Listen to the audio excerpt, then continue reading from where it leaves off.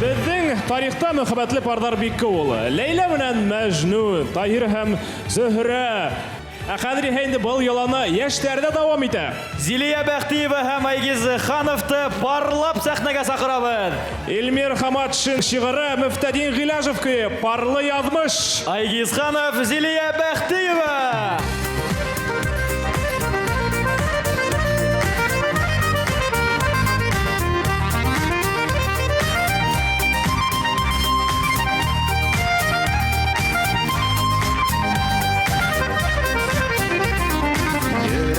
Yəndər qoşuldu, bəyləndi səslər səskə.